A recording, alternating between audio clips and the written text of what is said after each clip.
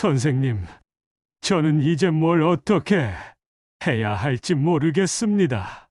남들처럼 짜고 단 음식을 입에 대는 것도 아니고 매일같이 만보 걷기 운동에 좋다는 현미밥까지 꼬박꼬박 챙겨 먹는데 왜 제 혈당은 조금도 나아지질 않는 걸까요? 얼마 전 건강 상담을 요청해 오신 69살 한 시청자분이 가슴 아픈 하소연이었습니다. 평생을 누구보다 부지런히 살아오신 그분은 당뇨 합병증이 두려워 정말 눈물겨운 노력을 하고 계셨습니다. 그분의 하루 일과표를 받아본 저는 정말이지 존경스러운 마음까지 들었습니다. 새벽 6시에 일어나셔서 혈당을 체크하고 정해진 시간에 약을 드시고 현미와 잡곡을 섞은 밥에 짜지 않은 나물 반찬으로 식사하시고 오후에는 어김없이 운동화 끈을 묶고 1시간을 걸으셨습니다. 정말 흠잡을 데가 거의 없었습니다. 오히려 제가 배워야 할 점이 많을 정도였죠. 그런데 딱 한 가지, 아주 사소해 보이지만 너무나 치명적인 습관 하나가 제 눈에 들어왔습니다. 어르신 혹시 건강을 위해 따로 챙겨 드시는 게 있으신가요?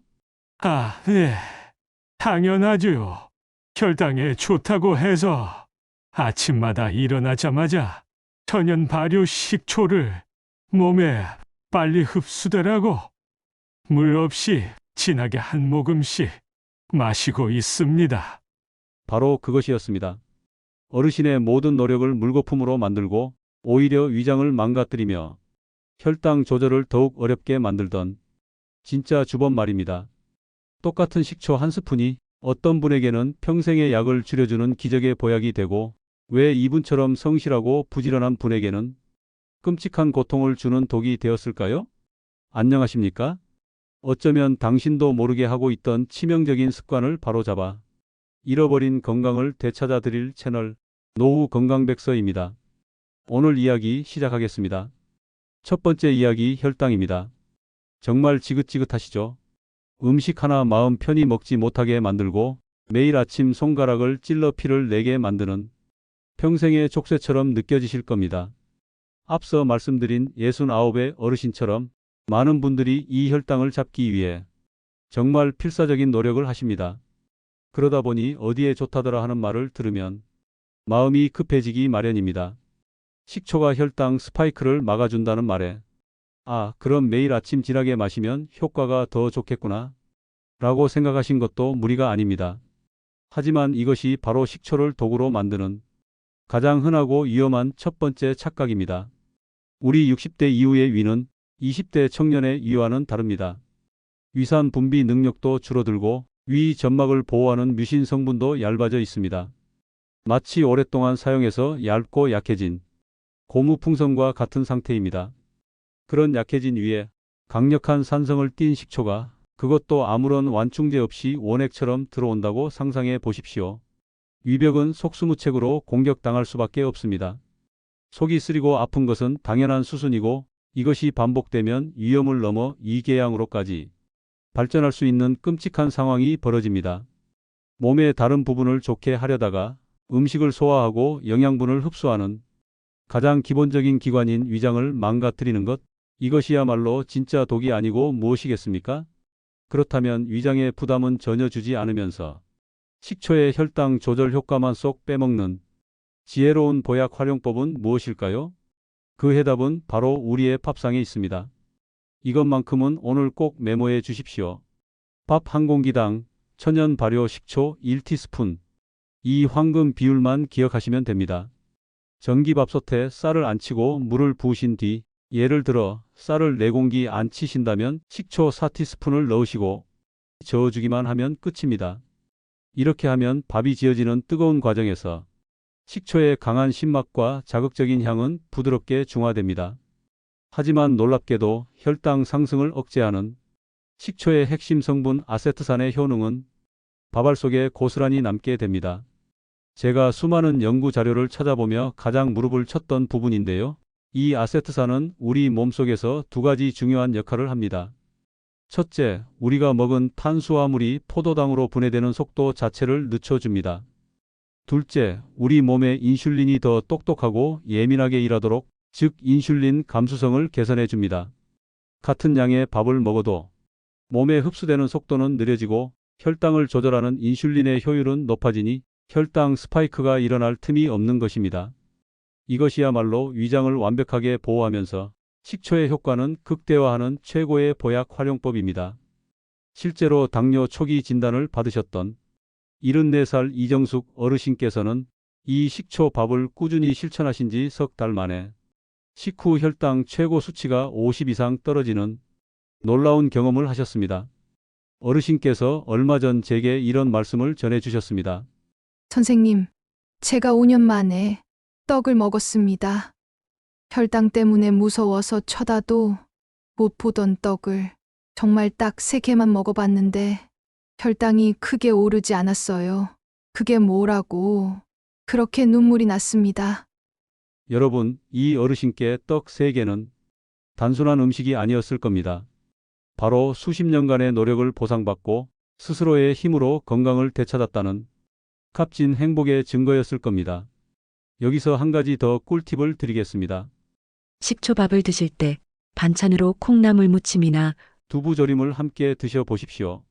콩과 두부의 풍부한 식물성 단백질과 섬유질이 혈당을 한 번 더 부드럽게 잡아주어 그야말로 철벽 방어 효과를 보실 수 있습니다. 기억하십시오. 욕심으로 원액을 마시면 독이 되고 지혜롭게 밥에 넣으면 보약이 됩니다. 자, 이제 두 번째 이야기로 넘어가겠습니다. 이번 주제는 혈압입니다. 소리 없는 살인자라고 불리는 고혈압. 아무 증상 없이 우리 혈관을 서서히 망가뜨리기에 더욱 무서운 질병입니다. 병원에 가면 의사들은 늘 똑같은 말을 합니다. 짜게 드시지 마세요. 국물은 절대 드시지 마세요. 하지만 구수하고 칼칼한 김치찌개, 된장찌개 없이 어떻게 밥상을 차릴 수 있겠습니까? 수십 년간 익숙해진 입맛을 하루아침에 바꾸는 것은 고문과도 같은 일입니다. 그런데 바로 이 국물 요리가 식초를 만나면 놀라운 반전이 일어납니다. 서울대학교 병원 연구팀의 발표에 따르면 식초에 풍부하게 들어있는 칼륨 성분이 우리 몸속으로 들어온 소금, 즉 나트륨을 자석처럼 붙잡아 소변으로 배출시키는 역할을 아주 강력하게 촉진한다고 합니다. 이것은 정말 엄청난 희소식입니다. 조금 짜게 먹더라도 식초를 함께 먹으면 나트륨이 혈관 속으로 흡수되기 전에 몸 밖으로 빠져나가게 도와준다는 뜻이니까요. 하지만 여기서 또 많은 분들이 치명적인 실수를 저지르십니다. 바로 식초를 넣는 타이밍의 문제입니다. 효과를 제대로 보겠다는 마음에 김치찌개나 된장찌개가 냄비에서 보글보글 팔팔 끓고 있을 때 식초를 들이붓는 분들이 정말 많습니다. 안타깝게도 이것은 귀한 보약을 쓰레기통에 버리는 것과 같은 행동입니다. 식초를 독으로 만드는 두 번째 함정입니다. 천연 발효 식초에는 우리 눈에는 보이지 않지만 살아 숨쉬는 수많은 유익균과 효소 그리고 열에 약한 유기산들이 가득 들어 있습니다. 이 소중한 성분들이 바로 우리 몸속에서 나트륨을 배출하고 혈관을 튼튼하게 하는 진짜 일꾼들입니다. 그런데 팔팔 끓는 찌개에 식초를 넣는 순간 이 일꾼들은 100도에 가까운 고열에 모두 죽어버리고 맙니다. 마치 귀한 보약을 타오르는 불길 속에 쏟아붓는 것과 같습니다. 결국 남는 것은 시큼한 맛뿐입니다. 혈압 조절 효과는커녕 괜히 국물 맛만 버리고 위장에 자극만 더하는 헛수고가 될 수 있다는 뜻입니다. 그렇다면 보약이 되는 황금 타이밍은 언제일까요? 이것도 아주 간단합니다. 단 하나의 원칙만 기억하십시오. 반드시 불을 끄고 맨 마지막에 넣으십시오. 모든 조리가 끝난 후 가스레인지 불을 끄고 식탁에 올리기 직전에 식초를 한두 방울만 떨어뜨려 섞어주는 겁니다. 이렇게 하면 식초에 살아있는 유익균과 효소들이 하나도 파괴되지 않고 국물 속에 고스란히 남아 우리 몸속의 나트륨을 붙잡고 밖으로 탈출하게 됩니다. 제가 혈압 때문에 고생하시는 분들께 특히 강력하게 추천하는 보약 궁합이 있습니다. 바로 미역국과 식초의 만남입니다. 미역의 미끈미끈한 성분인 알긴산은 그 자체로 혈압을 낮추고 혈관을 깨끗하게 하는 효과가 있습니다. 여기에 식초가 더해지면 그 효과가 2배, 3배로 증폭됩니다. 제가 깊이 있는 의학 자료들을 찾아보다가 발견한 놀라운 사실인데요. 식초의 아세트산은 우리 몸속 혈관 내피세포에서 산화질소라는 물질의 생성을 돕습니다. 이 산화질소는 딱딱하게 굳어있던 혈관을 부드럽고 말랑말랑하게 이완시켜주는 우리 몸의 자연 혈관 확장제와 같습니다. 혈관이 넓어지니 혈압은 자연스럽게 내려가는 원리죠. 미역국으로 혈관을 청소하고 식초로 혈관을 확장시키는 셈이니 그야말로 최고의 궁합이라 할 수 있습니다. 뜨겁게 끓일 때 넣으면 그저 신맛 나는 독이 되고 불을 끄고 마지막에 넣으면 혈관을 살리는 보약이 됩니다. 이 작은 차이를 아는 것이 바로 건강의 지혜입니다. 세 번째 이야기는 우리 몸속 가장 과묵하고 가장 부지런한 일꾼인 간과 나이가 들수록 예민해지는 소화에 대한 것입니다. 간은 침묵의 장기라고 불립니다. 70% 이상 망가지기 전까지는 아무런 고통의 신호를 보내지 않기 때문입니다. 특히 우리 시니어님들은 혈압약, 혈당약 등 드시는 약의 가짓수가 많다 보니 이 약들을 해독하느라 간이 쉴 틈 없이 지쳐있는 경우가 정말 많습니다. 이렇게 지친 간을 방치하면 만성 피로의 원인이 될 뿐만 아니라 간에 지방이 쌓이는 지방간, 그리고 간이 딱딱하게 굳는 간경화로까지 이어질 수 있습니다. 바로 이 지친 간을 깨우는데 식초가 놀라운 역할을 합니다. 독일 프랑크푸르트 대학의 연구에 따르면 식초에 풍부한 각종 유기산과 항산화 물질이 간의 해독 시스템을 활성화하고 손상된 간세포가 다시 살아나는 것을 돕는다는 사실이 밝혀졌습니다. 특히 우리 몸의 해독 시스템에서 가장 중요한 역할을 하는 글루타치온이라는 물질이 있는데요. 식초가 바로 이 글루타치온의 수치를 높여 간의 부담을 덜어준다는 것입니다. 하지만 간을 살리겠다는 욕심이 앞서면 오히려 소중한 소화기관을 망가뜨리는 독이 될 수도 있습니다. 바로 고기를 먹을 때의 이야기입니다. 나이가 들면 소화 효소가 줄어들어 기름진 고기를 먹고 나면 속이 더부룩하고 며칠씩 고생하는 경우가 많습니다. 식초가 소화를 돕는다더라는 말에 고기를 다 먹고 난 뒤에 느끼함을 없애겠다며 식초 물을 진하게 타서 마시는 분들이 계십니다. 이는 이미 음식물로 가득 차 힘겹게 일하고 있는 위장에 강한 산성 물질을 부어버리는 것과 같습니다. 약해진 위 점막에 상처를 내고 심한 경우 역류성 식도염을 유발하는 독이 될 수 있습니다. 그렇다면 간을 돕고 소화도 편안하게 만드는 보약 활용법은 무엇일까요? 그 비결은 바로 고기를 먹기 전에 있습니다. 돼지고기나 소고기를 요리하기 최소 30분 전 식초를 한두 스푼 넣은 양념에 미리 재워두는 것입니다. 식초의 산성 성분이 질긴 고기의 단백질 섬유를 아주 부드럽게 연하게 만들어줍니다. 이렇게 하면 우리 위가 소화시켜야 할 부담이 절반 이하로 줄어듭니다. 고기의 식감은 훨씬 부드러워지고 소화는 놀랍도록 편안해집니다. 여기에 간 건강을 위한 최고의 시너지를 내는 방법이 있습니다. 바로 비타민C를 함께 챙겨 드시는 겁니다. 비타민C는 그 자체로 강력한 항산화제이자 간의 해독 과정을 돕는 필수 영양소입니다.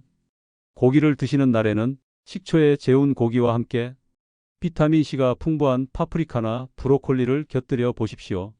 식초로 소화 부담을 덜어주고 비타민C로 간의 해독 작용을 돕는 셈이니 그야말로 최고의 건강식단이 완성되는 것입니다. 고기를 먹고 난 뒤 마시면 위장을 괴롭히는 독이 되고 먹기 전에 미리 재워두면 간과 위를 살리는 보약이 됩니다. 네 번째 이야기는 뼈 건강과 밤잠에 관한 것입니다. 나이가 들수록 뼈는 시리고 약해지며 밤은 길고 고통스러워집니다. 이 두 가지 고민을 한 번에 해결해 줄 식초의 놀라운 비밀을 알려드리겠습니다. 바로 우유와의 만남입니다. 우유에 식초를요? 하며 고개를 갸우뚱하실 수 있지만 이 둘의 만남은 과학적으로 증명된 환상의 궁합입니다. 우유의 풍부한 칼슘은 생각보다 우리 몸에 흡수되는 비율이 높지 않습니다. 그런데 식초의 산성 성분이 우유와 만나면 칼슘을 이온화시켜 장에서의 흡수율을 무려 50% 이상 폭발적으로 높여줍니다. 그런데 이 환상의 궁합에도 독이 되는 치명적인 습관이 있습니다. 바로 온도와 시간을 지키지 않는 것입니다. 어떤 분들은 잠이 안 온다는 생각에 잠자리에 눕기 바로 직전 냉장고에서 막 꺼낸 차가운 우유에 식초를 타서 벌컥벌컥 마십니다. 이것은 뼈를 채우려다 밤잠을 망치고 오히려 위장을 괴롭히는 독이 되는 습관입니다. 차가운 우유는 밤새 쉬어야 할 위장에 큰 부담을 주고 소화시키기 위해 위장이 밤새도록 일을 해야 하니 깊은 잠에 들기 어렵습니다. 그렇다면 보약이 되는 비법은 무엇일까요? 바로 잠자기 1시간 전 미지근한 우유입니다. 우유를 살짝 데워 따뜻하게 만든 다음 여기에 식초 1티스푼과 꿀을 약간 넣어 천천히 마시는 겁니다. 위장에 부담도 없고 칼슘 흡수율은 최고조에 이르게 됩니다. 놀라운 효과는 여기서 그치지 않습니다. 제가 관련 자료들을 깊이 있게 살펴보니 식초에는 칼륨, 마그네슘과 같은 신경 안정 미네랄이 풍부하고 수면 호르몬의 재료가 되는 트립토판이라는 아미노산이 흡수를 돕는 역할까지 했습니다. 따뜻한 우유와 식초의 만남은 그야말로 천연 수면제와 같은 역할을 하는 것입니다. 자기 직전 차갑게 마시면 밤잠을 설치게 하는 독이 되고 1시간 전 따뜻하게 마시면 뼈를 채우고 꿀잠을 부르는 보약이 됩니다. 어느덧 마지막 이야기입니다. 거울을 볼 때마다 늘어가는 검버섯과 주름, 그리고 아침에 눈을 떠도 전혀 개운하지 않고 하루 종일 어깨를 짓누르는 만성 피로. 이것도 다 나이 탓이라고 체념하고 계셨나요? 아닙니다. 식초를 제대로만 활용하면 우리 몸의 시계를 거꾸로 돌릴 수 있습니다. 하지만 여기서도 독이 되는 위험한 민간요법이 있습니다. 피부에 좋다는 말만 듣고 식초를 물에 희석해서 직접 피부에 바르거나 세수를 하는 분들이 계십니다. 이는 매우 위험한 행동입니다. 우리 피부는 약산성일 때 가장 건강한데 강한 산성을 띤 식초가 직접 닿으면 피부 보호막이 손상되어 더 건조해지고 심한 경우 화학적 화상을 입는 독이 될 수 있습니다. 피부를 위한 진짜 보약 활용법은 바르는 것이 아니라 바로 마시는 것에 있습니다. 식초를 꾸준히 마시면 장내 환경이 개선됩니다. 장 건강이 좋아지면 몸속 독소가 줄어들어 피부 트러블이 사라지고 안색이 맑아집니다. 피부는 장의 거울이라는 말이 바로 그 뜻입니다. 또한 우리를 지치게 만드는 만성 피로의 주범은 바로 몸속에 쌓이는 젖산이라는 피로 물질입니다. 식초의 풍부한 유기산은 바로 이 젖산을 분해하여 에너지로 바꿔주는 놀라운 역할을 합니다. 마치 몸속의 쓰레기를 재활용해서 에너지로 만들어주는 청소부와 같습니다. 아침에 마시는 식초 한 잔은 밤새 쌓인 피로 물질을 청소하고 하루를 활기차게 시작하게 만드는 최고의 보약입니다. 피부에 직접 바르면 피부를 망치는 독이 되고 꾸준히 마시면 속부터 젊어지는 보약이 됩니다. 자, 오늘 정말 긴 이야기를 나누었습니다. 이제 여러분의 주방에 있는 식초가 전혀 다르게 보이실 겁니다. 식초는 분명 자연이 우리에게 준 값싼 보약임이 틀림없습니다. 하지만 그 사용법을 모르면 성실한 노력을 배신하는 무서운 독이 될 수도 있다는 사실을 이제 우리는 알게 되었습니다. 마지막으로 오늘 배운 내용을 빠르게 정리해 드리겠습니다. 첫째, 혈당을 위해서는 욕심내어 원액으로 마시지 말고 밥 지을 때 딱 1스푼만 넣으십시오. 둘째, 혈압을 위해서는 팔팔 끓는 국물에 넣지 말고 반드시 불을 끄고 마지막에 넣으십시오. 셋째, 간과 소화를 위해서는 고기를 다 먹고 난 뒤 마시지 말고 먹기 전에 미리 재워 두십시오. 넷째, 뼈와 잠을 위해서는 자기 직전 차갑게 마시지 말고 1시간 전 따뜻한 우유에 타서 드십시오. 다섯째, 피부를 위해서는 직접 바르지 마시고 피로 회복을 위해 아침에 꾸준히 드십시오. 이 원칙들만 지키셔도 여러분의 식초는 더 이상 독이 아닌 완벽한 보약이 될 것입니다. 여기에 당신의 식초를 120% 활용하게 해드릴 전문가 팁을 추가로 알려드립니다. 첫째, 식초를 고르실 때 반드시 병 뒤의 성분표를 확인하십시오. 주정이라고만 쓰여 있다면 합성 식초일 가능성이 높습니다. 현미 식초, 사과 식초처럼 원재료가 명확하고 천연 발효 또는 자연 발효라고 쓰인 것을 고르셔야 오늘 말씀드린 효과를 제대로 보실 수 있습니다. 둘째, 환상의 음식 궁합을 기억하십시오. 식초와 양파를 함께 드시면 혈관 청소에 탁월하고 식초와 마늘을 함께 드시면 항암 효과가 배가 되며 식초와 콩을 함께 드시면 단백질 흡수율이 높아져 근육 건강에 아주 좋습니다. 셋째, 영양제 궁합도 중요합니다. 마그네슘, 비타민 D는 식초와 함께 먹으면 흡수율이 높아져 좋습니다. 하지만 철분제는 식초의 산성이 흡수를 방해할 수 있으니 최소 2시간 간격을 두고 드시는 것이 좋습니다. 여러분, 오늘 배운 내용이 아무리 좋아도 절대로 지금 드시고 있는 약을 마음대로 끊거나 줄이시면 안 됩니다. 오늘부터 보약이 되는 식초 습관을 꾸준히 실천하시면서 정기적으로 병원 검진을 받으십시오. 그러면 어느 날 의사 선생님께서 여러분의 건강 수치를 보고 깜짝 놀라며 대체 뭘 하신 겁니까? 하고 묻는 기쁜 날이 반드시 찾아올 겁니다. 작은 습관의 올바른 변화가 큰 기적을 만듭니다. 오늘 영상이 도움이 되셨다면 구독과 좋아요 버튼 꼭 한 번씩 부탁드립니다. 그리고 이 소중한 정보를 주변에 사랑하는 가족과 친구들에게도 널리 공유해 주십시오. 다음 시간에는 더욱 유익하고 놀라운 건강 정보로 다시 찾아뵙겠습니다. 끝까지 시청해 주셔서 진심으로 감사합니다. 건강하십시오.